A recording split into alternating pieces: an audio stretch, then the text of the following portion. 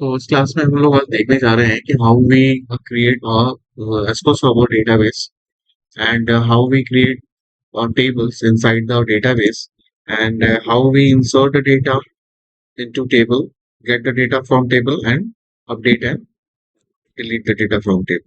तो ये हम कैसे करेंगे? ये काफी इंपॉर्टेंट टॉपिक है। अगर देखा जाए किसी भी एप्लीकेशन में यहाँ पे, तो ये सबसे ज्यादा इंपॉर्टेंट टॉपिक है क्योंकि इसके अंदर में आप सारी इंफॉर्मेशन को स्टोर करने के लिए आप एक डेटाबेस क्रिएट करने जा रहे हो। तो उसके लिए आपके पास सिस्टम में एसक्यूएल सर्वर मैनेजमेंट स्टूडियो होना चाहिए। You have to install the SQL Server from Microsoft site.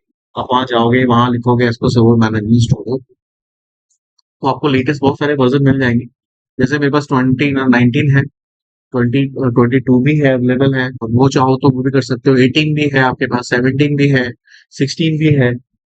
So many models is there, किसी में भी आप कर सकते हो। जो मैं आपको करवा रहा हूँ वो सारे में सेम आए, मतलब ऐसा नहीं कि जो इसमें मैं करा रहा हूँ तो डिफरेंट होगा, उसमें कुछ अलग होगा, ऐसा कुछ नहीं है। सब में सेम सेम ही होगा। तो उसके लिए सबसे पहले आपको यहाँ से ओपन करना है। ओपन जैसे करोगे तो आपके पास एक लॉगिन फॉर्म आएगा जिसके अंदर में आपको इनिशियली जो भी आपके सिस्टम का सर्वर का जो नेम होता है, सिस्टम में जो सर्वर का नेम ऑलरेडी जब ये डिप्लॉय जब आप उसको करते हो तब वो क्रिएट हो जाता है। तो ये ऑटोमेटिकली जैसे यहाँ पे है, ये मेरा सर्वर है, इसको मैं यहाँ से चेंज कर देता हूँ। ये मेरा सर्वर है और ये मेरा ऑथेंटिकेशन मोड है। ऑथेंटिकेशन मोड मेरा जो है वो है आपका विंडोज ऑथेंटिकेशन, यानी कि there is no user ID password. मैं यहाँ से कनेक्ट पे क्लिक करता हूँ, तो ये आपके पास ऑलरेडी मिलेगा। ये सर्वर का नेम है जो आपको मिलेगा। और आपको ऑथेंटिकेशन मोड का मतलब ये होता है कि there is no user ID password, क्योंकि मैं डेवलपमेंट के लिए यूज कर रहा हूँ तो बार बार मुझे आईडी पासवर्ड डालना, क्योंकि मैं एक खुद डेवलपर हूँ, तो इसलिए मैंने ऑथेंटिकेशन मोड जो है ये ले लिया। Sometimes authentication mode will be like server authentication. तो सर्वर ऑथेंटिकेशन का मतलब ये है कि आपका इसके अंदर में you have to put your user ID and password. ठीक है, तो मैं मुझे ये नहीं करना, मुझे सिर्फ यहाँ पे ये वाला मैं यूज कर लूँ। एंड विंडोज ऑथेंटिकेशन करने के बाद फिर मैं कनेक्ट पे क्लिक करता हूँ। जैसे मैं कनेक्ट पे क्लिक करता हूँ, ये मैं सर्वर यहाँ से मैं कनेक्ट हो जाता हूँ। तो इंटायर मेरा देखो ये सर्वर ओपन हो चुका है। और इस सर्वर के अंदर में मेरे पास अभी फिलहाल जो भी डेटाबेस इसमें बने हुए होंगे वो दिखेंगे। तो यहाँ पे भी एक डेटाबेस यहाँ पे बना हुआ मुझे दिख रहा है। एंड उसके अलावा मेरे पास और कोई डेटाबेस नहीं है, बाकी इसकी रिसोर्स फाइल है। तो मुझे यहाँ पे डेटाबेस देखो, डेटाबेस को क्रिएट करने के लिए दो नोड पे कर सकते हो आप। ये यहाँ पे जीयूआई पे भी कर सकते हो। You have to go like just right click here and select your new database and create a table. सब कुछ बना सकते हो, लेकिन अगर आप चाहते हो कि लाइक कमांड के थ्रू बनाए ऐसे, क्योंकि एसक्यूएल मतलब structure query language to write the query to create a database. तो आप यहाँ से आप न्यू क्वेरी पे जाओगे तो न्यू क्वेरी में इस तरह से आपके पास एक फॉर्म हो जाता है। whether you have a mouse cursor pointer in which you have to write some commands। एक कमांड सबसे पहले मुझे क्या करना है, क्रिएट करना है डेटाबेस। तो मैं यहाँ पे लिखता हूँ अपना डेटाबेस का नाम। तो कमांड के लिए क्या लिखेंगे, क्रिएट डेटाबेस और डेटाबेस का नाम। तो database is the name is depend on your project, जो भी तुम बना रहे हो उसके हिसाब से। जैसे तुम्हारा प्रोजेक्ट सपोज कर लो टेलीकॉम का है, तो तुमने लिखा टेलीकॉम अंडरस्कोर टीवी। तो कोई भी नाम हो सकता है, बट मेक श्योर कि जो नाम होगा ना वो it should a single entity. Like इस तरह से नहीं हो सकता कि आपने इस तरह से आपने दिखाने के लिए कि हाँ अच्छा लगेगा टेलीकॉम टीवी, नहीं, ये नहीं लेगा। अगर ये करते हो तो ये गलत हो जाएगा। तो ये शुड बी लाइक दिस। आप इसको चाहते हो कि ये इस तरह से है तो आप इस तरह से अंडरस्कोर यूज कर सकते हैं, बट सिंगल एंटिटी होनी चाहिए। तो यहाँ से आपने क्या करना है, इसको आपको रन कराना है। तो रन कराने के बाद इस तरह से आपके पास एक मैसेज आ जाएगा, कमांड कंप्लीटेड सक्सेसफुली। अगर कमांड कंप्लीटेड सक्सेसफुली नहीं आया है, इसका मतलब कि कुछ एरर है। तो जो एरर होगा वो नीचे आएगा। तो ये तो देखो कमांड है, ये भी कमांड है, और ये जो है मेरे डेटाबेस का नाम है। तो एरर कब आ सकता है, सपोज करो इस डेटाबेस को मैंने दोबारा चला दिया, दोबारा मैं सेम स्टेटमेंट को अगर मैं रन कराता हूँ तो एरर आएगा। क्यों आएगा, क्योंकि इस नाम का ऑलरेडी डेटाबेस बन गया है, तो ऑलरेडी एग्जिस्ट दिखा रहा है। तो ऑलरेडी जो एक बार बना हुआ है दोबारा नहीं बन सकता, राइट। तो एक बार आपने क्रिएट कर लिया है, इसको करने के बाद आप क्या करो, अब जो इसके अंदर अभी जो आपने बनाया ना, तो अभी आप जो डेटाबेस के अंदर वो इस टाइम पे वो है master. Now we are in a master database, तो we have to create our tables inside the telecom TV. तो you have to use telecom TV. तो आपको यहाँ पे लिखना होगा second command, use telecom underscore TV and select the statement, this is statement, ये statement कहलाता है। तो select statement and execute it. जैसे आप इसको एग्जीक्यूट करोगे, देखो आप चेंज हो जाओगे यहाँ से, जो आपका मास्टर था अब ये टेलीकॉम आ, now we are in telecom TV. हम उस डेटाबेस के अंदर आ, अब इस डेटाबेस के अंदर आपको क्या करना है, यूजर रजिस्ट्रेशन नाम का एक टेबल क्रिएट करना है। यूजर को रजिस्टर करने के लिए एक टेबल क्रिएट करना है। तो उसके लिए आपको कमांड लिखना होगा यहाँ पे, क्रिएट क्रिएट टेबल। हम टेबल बना रहे हैं किसके नाम से, यूजर रजिस्ट्रेशन के लिए, तो यूजर अंडरस्कोर रजिस्ट्रेशन के लिए REG करके यहाँ से आपको एक ब्रैकेट ओपन करना पड़ेगा। The syntax of the table to create a table syntax है। यहाँ से आपने ब्रैकेट ओपन किया ना, ब्रैकेट क्लोज कर दो एक साथ। ब्रैकेट ओपन करके अपने ब्रैकेट क्लोज कर दिया, ठीक है। अब यहाँ पे आपको क्या करना है, सारे कॉलम्स के नाम लिखना। कॉलम सबसे पहले आपका सपोज कॉलम ईमेल आईडी है, तो आपने लिखा ईमेल स्पेस आईडी, ये गलत हो जाएगा। मेक श्योर कि जब भी आप कुछ लेते हो, टेबल का नाम, कॉलम का नाम, डेटाबेस का नाम, कुछ भी लेते हो, तो इट शुड बी ना सिंगल एंटिटी। तो यहाँ पे आप लेते हो email underscore ID, email underscore ID, ठीक है। देन ये ईमेल आईडी क्या है, what is the data type of email ID, what you want to store. मैं चाहता हूँ ईमेल आईडी कैसा होता है, ABCD भी होते हैं उसके अंदर में, 1 2 3 भी होते हैं, स्पेशल कैरेक्टर्स भी होते हैं। तो it's a type of an varchar, यानी variable and characters data type का है। तो हम यहाँ पे लिख सकते हैं वैर, यानी कि variable and character data type. तो इस तरह से कई सारे डेटा टाइप होते हैं, जैसे जैसे बताएंगे हम समझ में आएगा आपको। तो what length of data you have to store in this column. मैं चाहता हूँ जो ईमेल आईडी है वो मैक्सिमम 60 कैरेक्टर का हो, उससे ज्यादा मैं नहीं चाहता, तो मैंने 60 दे दी, ठीक है। फिर यहाँ पे मुझे दूसरा कॉलम देना है, तो मैं यहाँ पे कॉमा लगाऊंगा। कॉमा लगा के मैं नीचे आ गया। देन उसके बाद I want to store password, तो मैंने यहाँ पे लिखा, कॉलम बनाया पासवर्ड का। एंड पासवर्ड क्या होना चाहिए, वो भी वैरकर होना चाहिए। एंड वैरकर में मैं पासवर्ड का कितना कैरेक्टर चाहता हूँ, मैं चाहता हूँ 10, मैक्सिमम 10 कैरेक्टर्स, ठीक है।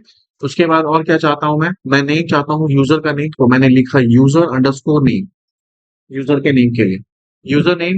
एंड यूजर नेम भी मैं चाहता हूँ वैरकर में स्टोर हो जाए। और नेम के लिए मैंने 30 कैरेक्टर्स असाइन कर दी, ठीक है। फिर मुझे लिखना है यूजर का मोबाइल नंबर, MOB, मोबाइल के लिए, इसमें भी मैंने वैरकर ले लिया। और मैंने मोबाइल नंबर के लिए कुछ 13 डिजिट ले लिया मैं, यानी कि अगर मैं चाहता हूँ यहाँ पे +91 डैश और फिर मोबाइल नंबर, तो दैट कंटेन्स लाइक 13 कैरेक्टर, ठीक है। +91 और स्पेस भी आ रहा है, तो आप 15 ले लो, मैक्सिमम आप 15 कैरेक्टर ले लो, ठीक है। तो इसमें आपका ये स्टोर हो जाएगा। तो this one is the last character, मतलब इसके बाद में नहीं चाहिए कुछ, तो ये स्टॉप हो गया। तो मैं यहां से लेके यहां तक कमांड को क्या करूंगा, सिलेक्ट करूंगा और यहां से एग्जीक्यूट करूंगा, इसे एग्जीक्यूट कर, या फिर आप F5 प्रेस कर सकते हो अपने उसमें, फंक्शन F5, फंक्शन F5, या फिर आपके पास में F5 हो, तो आपके लैपटॉप में अगर वो होगा फंक्शन F5, तो देखो नीचे मैसेज आ गया, कमांड कंप्लीटेड सक्सेसफुली, ठीक है। ये कमांड कंप्लीटेड हो गया, दैट मीन्स एक डेटाबेस केस डेटाबेस बना, उसके अंदर ये टेबल क्रिएट हो गई, ठीक है। तो अगर आप देखना चाहते हो कि ये टेबल क्रिएट हुई है, कैसा हुआ, क्या स्ट्रक्चर बना है, तो आप उसके लिए कमांड यूज कर सकते हो, सेलेक्ट स्टार, स्टार का मतलब होता है all, select star from table का नाम क्या है, this is user underscore REG registration, and select the statement and press F5 या एग्जीक्यूट। देखो आपने क्या कॉलम बनाया था, email ID, password, user name and user mobile, but हमने कोई भी डेटा स्टोर नहीं कराया है इसके अंदर में, इंसर्ट नहीं कराया है। तो now I want to insert a row inside this table, तो you have to write some like code like this, insert into, क्या नाम है टेबल का, यूजर रजिस्ट्रेशन, और उसके अंदर मुझे क्या डालना है, तो वैल्यूज डालना है। तो now insert is a command, into is a command and value is a command, and user registration is the name of table. क्या वैल्यूज डालना चाहते हो, वो वैल्यूज आप ब्रैकेट में डालो। Make sure the value should be, अगर value जो है वैर कैर, जहां पे कैर आ रहा है मतलब वो कैरेक्टर टाइप का है, तो उसकी वैल्यू सिंगल कोट में चाहिए। जैसे ईमेल आईडी है वैर कैर है, तो सिंगल कोट में हम यहाँ पे एक ईमेल आईडी स्टोर करा रहे हैं लाइक दिस, एक एग्जांपल के तौर पे, email.com। नाउ पासवर्ड है, मैंने सिंगल कोट में, अगेन उसमें भी वैर कैर है, तो आएगा। ध्यान रखना है, सपोज करो अगर वहां पे सिर्फ सपोज करो नंबर है, इंट रहा, तो इंट के साथ कभी भी वो नहीं जाएगा, हाँ,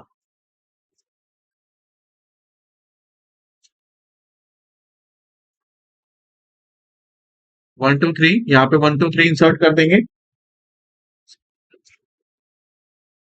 तो यहाँ पे माइनस सॉरी कॉमा देंगे। कॉमा देने के बाद यहाँ पे दूसरा कमांड है यूजर नेम। यूजर नेम के अंदर में यहाँ पे आप नाम आपने डाल दिया, कॉमा, फिर अगेन सिंगल कोट लिया। मोबाइल नंबर है, मोबाइल नंबर में आपने लिखा +91 एंड उसके बाद आपने एक मोबाइल नंबर डाल दिया। नाउ इस कॉलम को आप क्या करोगे, इस पूरी लाइन को सिलेक्ट करोगे और रन कराओगे F5। क्या है, 1 रो अफेक्टेड। तो इसमें क्या होगा, आपकी वैल्यू स्टोर हो चुकी है। अगर आप इसको सिलेक्ट करके अगेन रन कराओगे तो it will return like this. तो आपकी वैल्यू स्टोर हो गई ना, जो मैंने अभी डाला था, a@gmail.com 1 2 3 Ajit and this, right. तो ये एक फॉर्मेट है लाइक इंसर्ट का, और ये हो गया सिलेक्ट का। अब इंसर्ट इंफॉर्मेशन जो भी थी उसके अंदर मुझे कुछ चेंज करना है। I want to update something, I want to update my password. तो how how we do this? तो यहाँ पे लिखेंगे अपडेट, अपडेट यूजर रजिस्ट्रेशन, ठीक है। टेबल का नाम सेट, किसको सेट करना है? तो मुझे पासवर्ड को, कॉलम को सेट करना है। तो password is equal to, I want to like, मैं चाहता हूँ ये पासवर्ड हो जाए 2 3 4, ठीक है। किसका, कौन से कॉलम का? तो वेयर, तो यहाँ पे कमांड लिखेंगे where, where where email ID, where email ID is equal to @ A, @ sorry A की जगह पे मैं लिखता हूँ, सॉरी ए वाले को करना है ना, a@gmail.com। तो ये अपडेट करेगा यहाँ पे। लेकिन एक साथ देखो प्रॉब्लम यहाँ पे क्या है, प्रॉब्लम ये है कि मैंने एक ईमेल आईडी तो स्टोर करा दी इसकी, ठीक है। और सपोज कर लो आप आए और आपका भी नाम अजीत है, और आपने भी क्या किया, यही ईमेल आईडी यूज कर लिया। आपने पासवर्ड सपोज कर लो ये आपने ये डाल दिया, और अपने मोबाइल नंबर चेंज करके सेम ईमेल आईडी आपने सिलेक्ट कर लिया। आप कहीं और बैठे हो और आपने ये कर लिया। मैंने जो टेबल बनाया था और उसमें जाकर अगर आपने इंसर्ट कराया तो भी ये एक्सेप्ट कर ले, कर लेगा, कर लेगा ना। तो यहाँ पे देखो, यहाँ पे क्या हो गया, रिप्लिकेशन ऑफ डेटा।